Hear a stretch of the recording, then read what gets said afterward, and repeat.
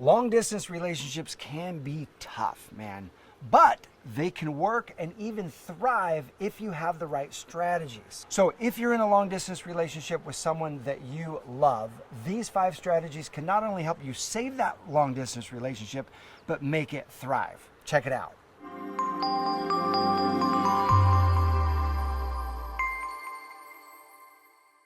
Hey, this is Matt Boggs, and I'm the co-founder of the Love and Relationship Division of the Brave Thinking Institute, where our mission is empowering people to create and live a life they love. And that includes your love life. And so today we're talking about long distance relationships. This question, almost every video I post, someone says, can you do a video on long distance relationships?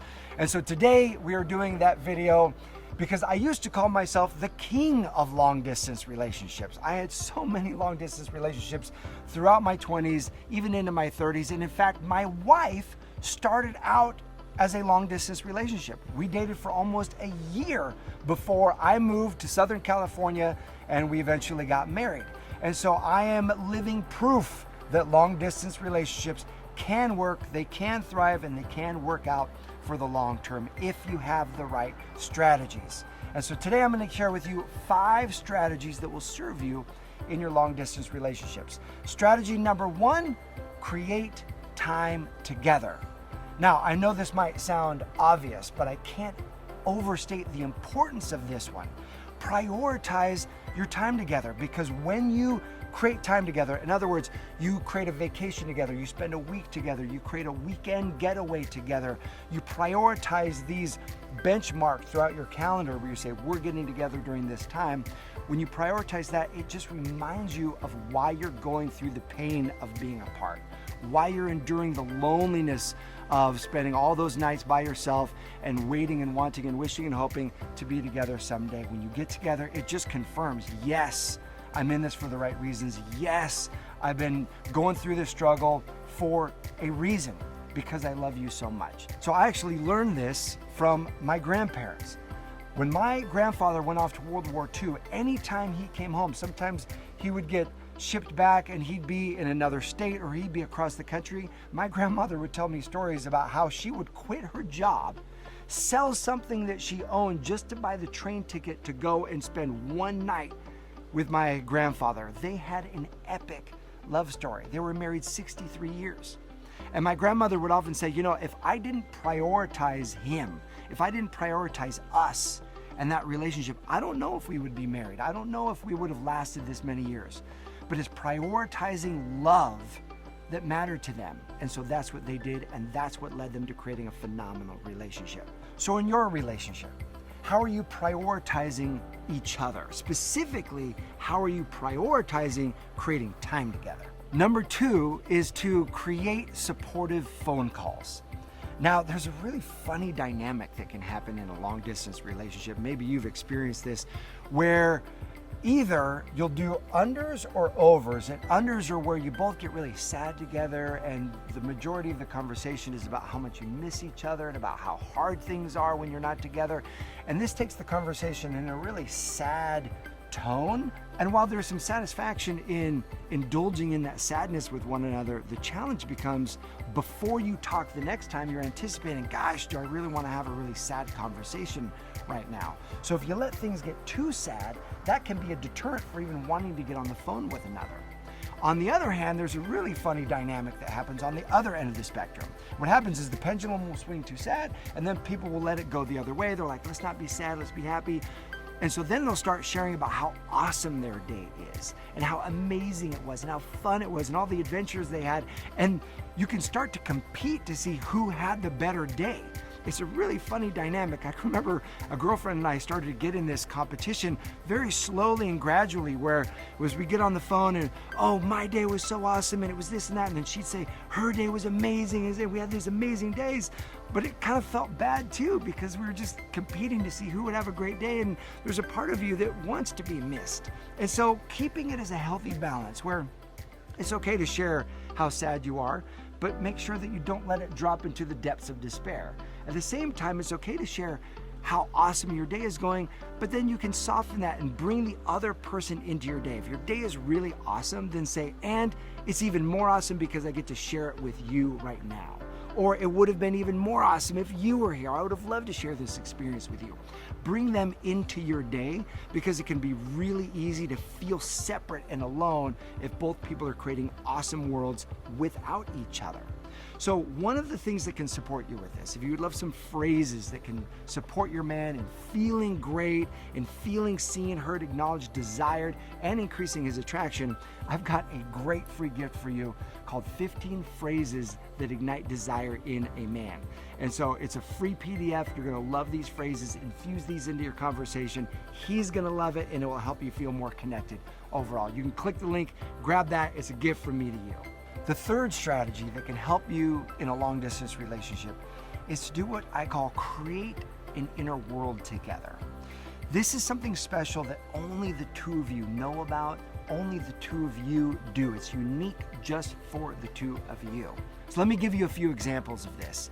There was a couple that I know that when they were together, let's say they were at dinner with friends, she'd hold his hand on their table and squeeze his hand 3 times, and that was code for I love you. And then when they were apart, she would send him a text that said squeeze times 3. Instead of saying I love you, squeeze times 3 was her way of saying I love you. Now she would also say I love you, but it was just a unique inside their own inner world way of saying I love you. Another couple, when they would get together, they'd be at an event where there's lots of things going on, whether it be a festival or a nightclub or a party, and they would have this practice where they would hug and just close their eyes and take in all of the sounds and everything going on around them, and imagine that they were in their own unique world while life was buzzing around them, and they would open their hearts and feel the love back and forth between each other. Now that is super cool. Now I love that because it's their own inner unique experience while the world is going on around them. So there are things that you can create just between the two of you, whether it's pet names, whether it's fun stories that you have with one another, whether it's callbacks from movies that you've enjoyed with one another. All of that stuff helps to create your inner world, and that inner world becomes special and unique just to the two of you. Strategy number 4 is to create rituals. Rituals are things that you do on a regular, repeated basis, but they're more than just habits or routines. Rituals carry meaning. They carry emotion inside of them. And so a ritual might be in the morning, you get on the phone with one another and you share your 5 gratitudes for that day. Or maybe you do gratitudes at night with one another. Or maybe you pray together at night with one another. A ritual helps build the intimacy in the relationship. Another ritual might be that you cook together in the morning. You're going to cook breakfast on FaceTime, and then you share your intentions for the day. Here's my intention and what I'm wanting to create for the day, and he shares his intention. Or you even pump each other up with affirmations. Before you leave, before you hang up in the morning, you say, okay, I'm going to give you some affirmations. And he opens and he receives these affirmations, and you say to him, you're amazing, you're strong, you're smart, you're powerful, you're attracting massive success today, you're attracting money, joy, abundance, and prosperity into your life now.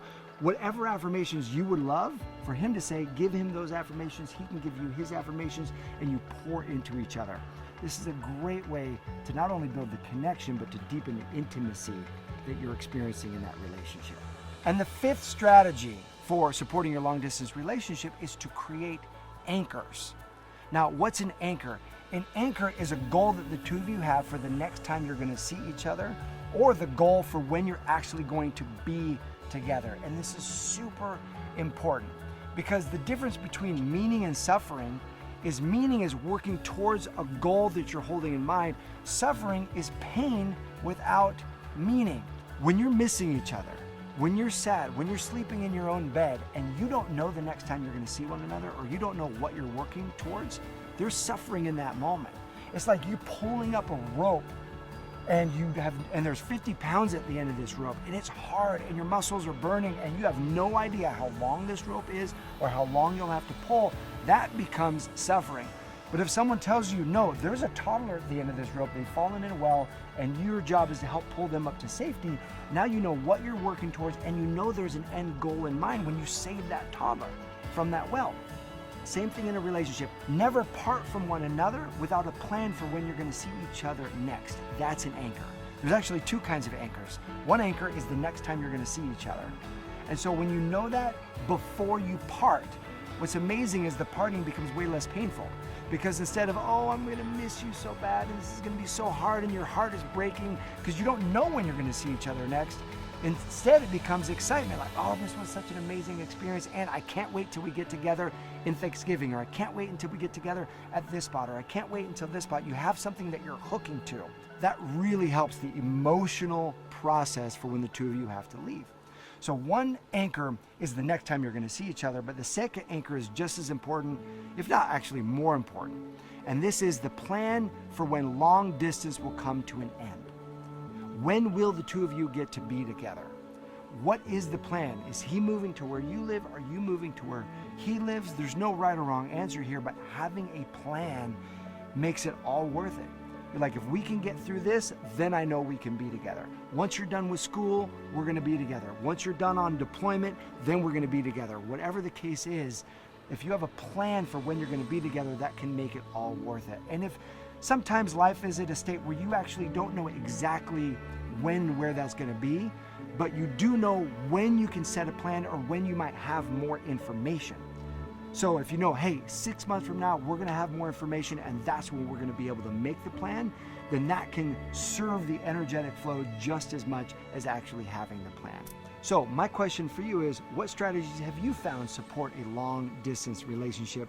Go ahead and post that in the comment section below. And again, if you like this video, take a moment, get subscribed, be part of this community, because every week we bring you videos to empower you in your love life. Thanks so much for watching, and I'll see you soon.